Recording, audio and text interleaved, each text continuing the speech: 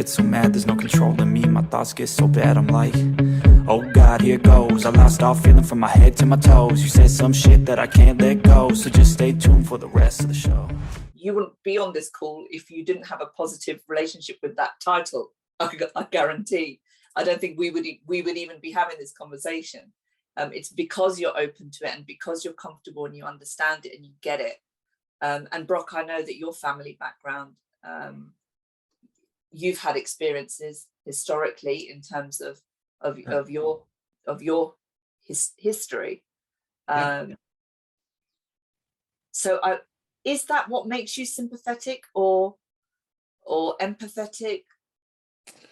Does it have a bearing, do you think? Because I'm not sure whether it does or not, and I can't tell because I am from an immigrant family, but I just wondered what you think.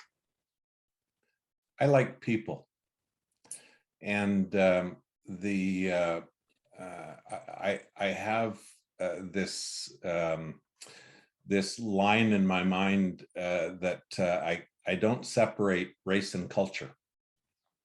I'm fascinated by people's culture and the similarities to me and the differences. You know, with globalization that's occurred over the last 2, 3, 4 decades, you can't tell where someone is from by what they look like, right? And That's right. which is the racial cue. You can't tell who they are. You can't tell, you know, their character, their preferences. It's about culture. And you know, I had the pleasure or the opportunity to grow up, at least partially, living in East Africa, as a very tiny, albeit privileged minority. But my friends were from all over the world, and I think that that's what spurred the initial curiosity. And I've never had what I feel is either cultural barriers to my appreciation of an individual, or racial barriers. And I mean, the other thing that informed me is that I grew up in the 70s in the women's lib. I came into adulthood in the initial kind of women's lib era, and was surrounded by strong women who, you know, made it very clear and helped me understand that there were cultural differences between us in the way that our genders had been addressed by our parents from birth, and those are never going to go away. But there are no other differences certainly in abilities, intellectual capabilities, problem-solving capabilities. And so I've never understood why other people had a problem either with differences in culture or differences in gender, and certainly not race, because race doesn't inform anything anymore.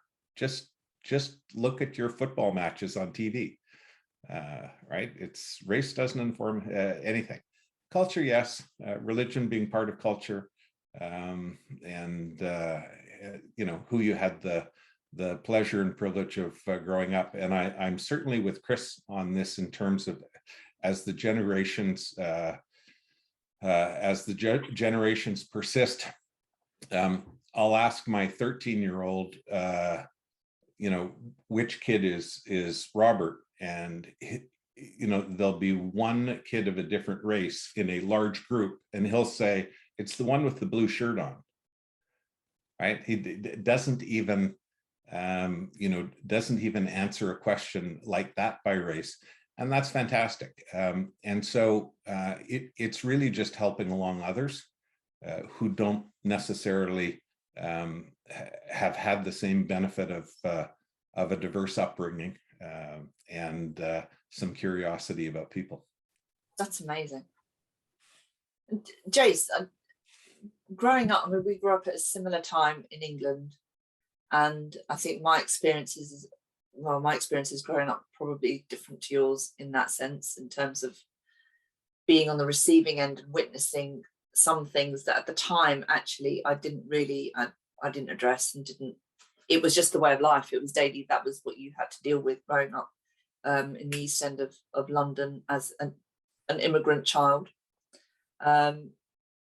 Did you ever witness or come across things that actually you were not comfortable with, or that actually you went along with? Because I think that my biggest bugbear at the moment is the kinds of conversations that actually trip into the workplace that we put up with because we just think that's the way it is, instead of challenging, because we've grown up that way.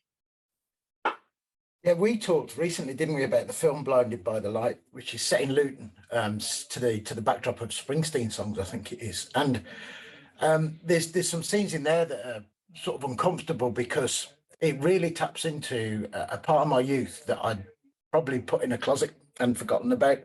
And you forget that growing up as a child in the 70s, the National Front was a big thing.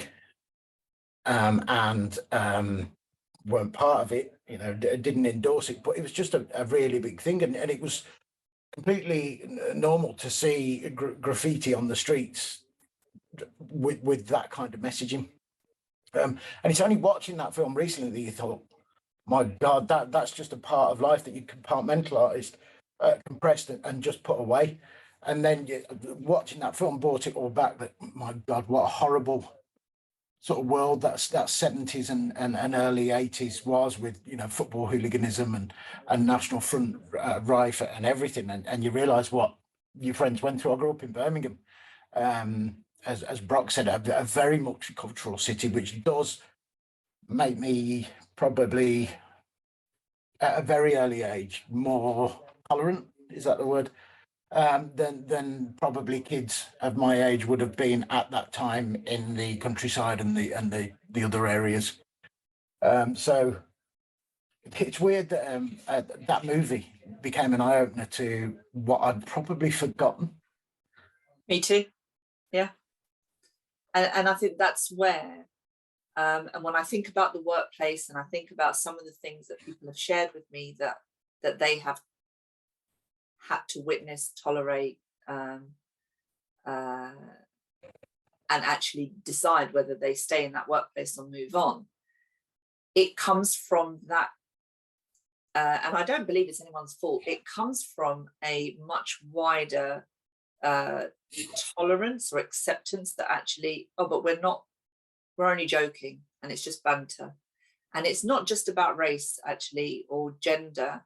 I've heard stories around disabilities and the language around describing somebody in a derogatory way because they have a learning difficulty or a physical disability. So it's a much broader thing in the way I think human beings have, and I'm loosely calling it humor. But the flip of it is it gives this superiority to a certain kind of person has this permission to poke fun and to use that language, and then use it again to actually say to the person, what, you didn't find that funny? I was only joking. So not only is the person actually upset, but they're then told they have no humor, they have no sense of humor. Is that the same? Chris referred to it before with Matt Damon, didn't he? Got pulled by his daughter for a derogatory term that he used. And we're learning every day. You know, there might be a term that all of us are using today that in 5 years, you know, you'll be looking back on and saying, Christ, did we used to say that? Did we used to tolerate that kind of language?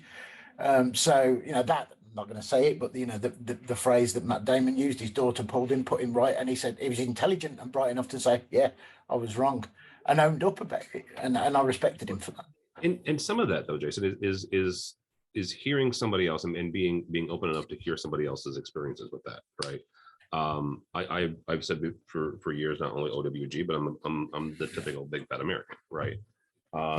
My family roots are are close enough to the South to call it the South. It's a section of the states called the Boot Hill of Missouri, and if you look at the state of Missouri, there's a small little itty bitty Boot Hill, and that's where we're from, right? That is both sides of my family, and there are certainly racist threads that run through there, and there are certain terms and there's a certain term that I'm not going to mention, but growing up, it was a term that, you know, it was not inherently racist in my head, right? And I'm not talking about the N word, I'm not talking about anything like that, but it was a phrase. And about a year or so ago, I saw a report and somebody used that phrase, and I'm like, okay, cool, you know, whatever. And I didn't think, and the story went on to, they used it in connection, and there was a person of African American descent, and they took issue with it because that phrase to them was racist, because it goes back to the racist roots of the cotton fields and things of that nature. And it in that moment, it was like, oh, okay, so this is offensive to a handful of, to a group of people that I value, so I will stop using it, right? It's not, to me, it is not the same as some folks will go, you know, well, it's 1984 and we're changing, you know, the terminology of what the language is. It's being respectful, right? And that's what that is to me. It's a phrase, it's a term that I didn't use a whole lot anyway. I grew up with it. Someone says, hey, this is offensive to another group of people, again, that I value, so you stop using it, right? It's the English language has millions and millions of words to choose from. The fact that I can't say a handful of them does not mean that I'm being, you know, canceled, or I'm being edited, or I'm being stopped, or pushed down. It's that I'm choosing to use other phrases and other words to express myself. And I'm so glad that you used that example, because you just reminded me of an incident that actually happened on the Twitter sphere last year. And it was around a derogatory term directed at the Italian community. And exactly what you said. If we think we're going to be stuck in the 70s, great, carry on. You know, if you want your life to evolve in every other way, then why would you not want for that to be part of that evolution, that your language actually evolves and you learn that actually there are, you know, what you say and the way you address somebody does actually demonstrate a lack of respect, or you can go the other way and show respect. And the counter argument at the time, I remember, was around why should we have to doctor our language? Why should I have to change the way I speak? Why should, if I want to use this word, I'm going to use this word, and to hell with everybody else. And that's the kind of and that's privilege. That's what privilege looks like, and that's where people don't understand. People think privilege is a financial, monetary status thing. It's not. It's somebody having privilege really is about them saying, I have the right to speak to you however I want to, whether if you're offended, then that's your problem, not mine. And I'm not sure whether that's privilege or if it is a lack of intelligence. So I'm being polite. Yeah, that is where I was going. So anyone who is going to use a phrase, one word, to describe a whole group of people, a whole country of people, really isn't very bright. I mean, if I want to criticize you don't have to go after our former presidents, Brock. Come on. I'm conflicted because, and I'll explain it as best as I can.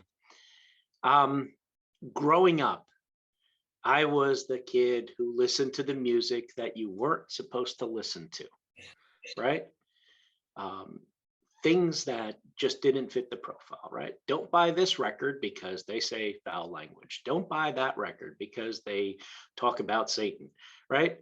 And yet I owned Ozzy Osbourne records. I had 2 Live Crew records. I owned Eminem's first release, and he just did, you know, the Super Bowl halftime show, right? There's a part of me that is looking at that and going, you know, that wasn't nice. The things that they were saying or doing or whatever wasn't the best. But for me, it's almost as if where the confliction is this: was it the best choice? Music is music, regardless of the words. But when you look deep into it, was it offending? I'm sure there was a lot of people that are offended by it, right? But I'm also somebody of the free speech conversation, right? Where I believe that people have a right to express themselves. But similar to Jason, you can express yourself as long as you're being respectful and you understand the weight of the words, right? If I want to criticize you, I can find a way to criticize you. You know, without talking about your mom, without talking about your, like, there's, it's just dumb and lazy. And apparently I can still criticize dumb and lazy people. So it's okay. Because a lot of political correctness is lost on me, but yeah, it's just dumb. I've also been described as woke, actually. I think possibly following that conversation, but I can't remember now what it was. But I'm happy to be woke. So I refer to it all the time. I might even make myself a badge that says I'm woke. Who are you? But and you're absolutely right, Tim. It's not about being cancelled. It's actually saying I value you and I value who you are, and that's as simple as it is. It's not complicated at all. I don't ever slow up, no I don't take shit. I got no love for the fakeness. If you wanna play tough and wanna hate this, I'll always show up. I don't ever slow up, no I don't take shit. I got no love for the fakeness. If you wanna play